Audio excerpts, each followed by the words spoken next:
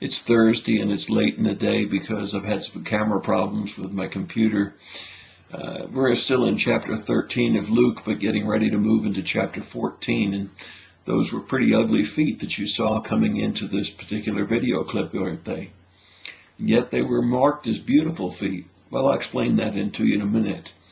The disciples came to Jesus and they said the Pharisees had been telling him that Herod wanted Jesus to go away or else he was going to kill him.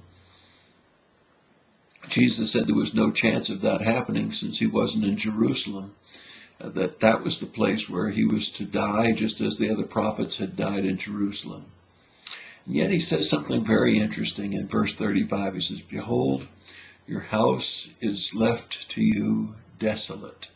And I say to you, you will not see me until the time comes when you say, blessed is he who comes in the name of the Lord." Now those words should seem familiar to you because those are the words that were cried out as Jesus made his triumphal entry into Jerusalem. It's found in Luke 19:38. It's found in Matthew 21:9.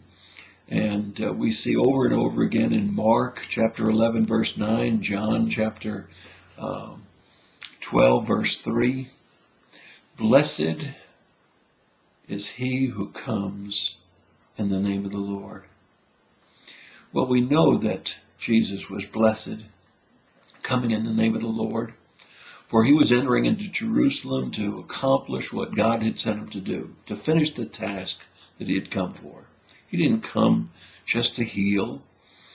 He didn't come just to teach. But he came to die for sinners like you and I. And when he came into Jerusalem, he was coming to finish that task. It's really interesting because, you see, I believe that not only blessed is he that came in the name of the Lord as he entered into Jerusalem, but I believe that blessed is he that comes to anyone in the name of the Lord. Anyone who comes to comfort, anyone who comes to bring healing, anyone who comes to tell the good news of Jesus Christ, anyone who comes truly in the name of the Lord, not in their own power, not in their own might, and not for any other purpose but to glorify the Lord. Certainly that's what Jesus came to do when he went into Jerusalem. What about those crazy feet at the beginning of this video clip?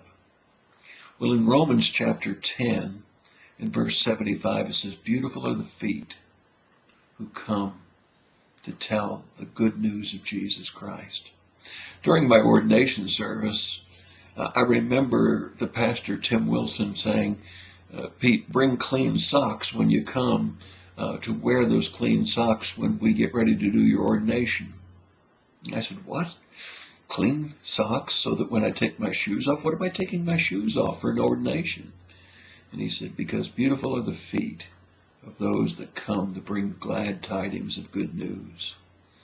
Well, those were my own feet you saw at the very beginning of this clip. Really ugly feet when it comes to the kind of criteria that we would have in human senses. But they're beautiful to God because those feet are the ones that bring me to tell people the good news of Jesus Christ.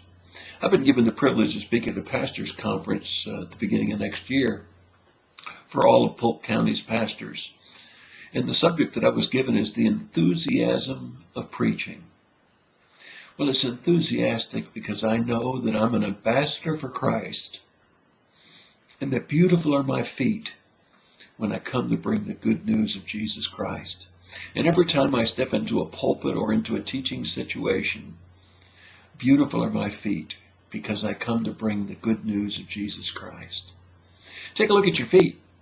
They may not be very much to look at when it comes to human sense, but they certainly are beautiful to God when they're used to bring you into the presence of anyone else, to bring glad tidings of good joy.